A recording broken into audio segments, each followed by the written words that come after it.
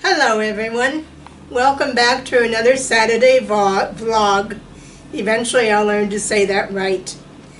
I thought today, since you've been hearing me play the alto sax for over a year and a half now, I would tell you a little bit about the history of saxophones.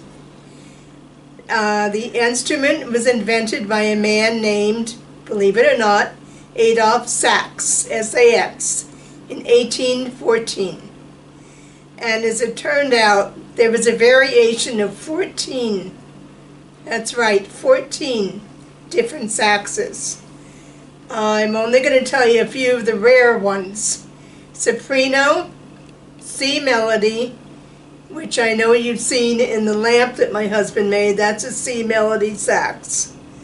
F mezzo soprano, a bass, a contrabass, and an F baritone. I have seen pictures of a man playing the contrabass, and I tell you it must be at least over 6 feet tall. It's huge.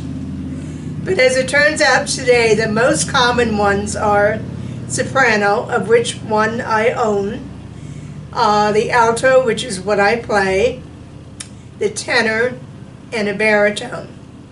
I have played them all at one time or another. Tenor, I played one football season in the marching band, and baritone I played for one song in our dancing band.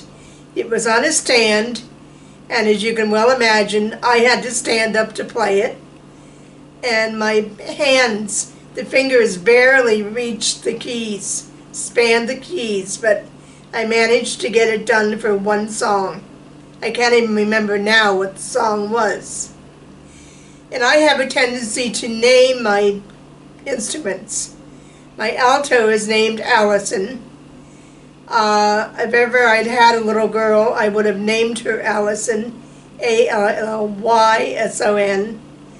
but I never did. So since my sax is an extension of me, she is Allison. So that's the story about the saxes. The first selection I've chosen for you today has special meaning to me. It's called The Great Gate of Kiev. And what that is from is Mussorgsky's Pictures at an Exhibition. A dear friend of mine introduced me to that work when I was a senior in high school, I believe. He was learning The Great Gate of Kiev on the piano. So that's how I remember that song. And I can remember going to the record store and buying my own vinyl copy of Mussorgsky's Pictures at an Exhibition.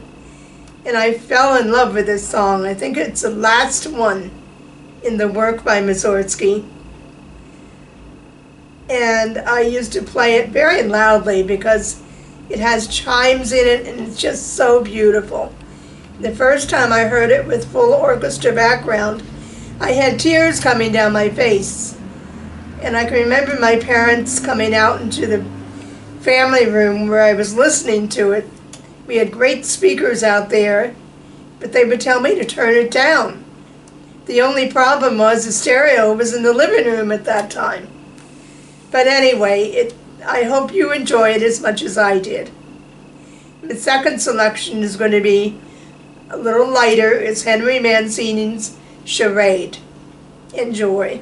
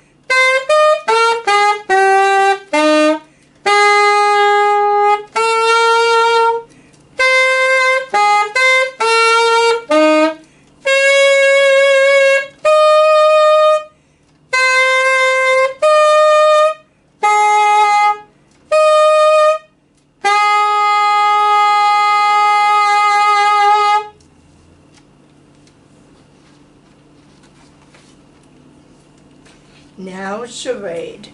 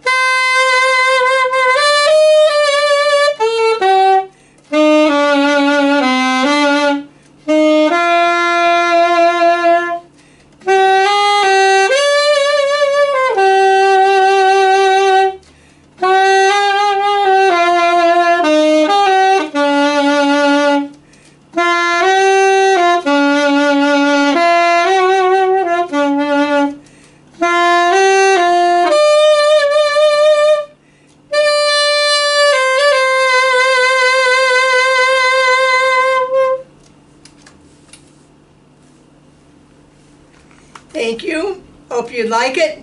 We'll see you back again next week.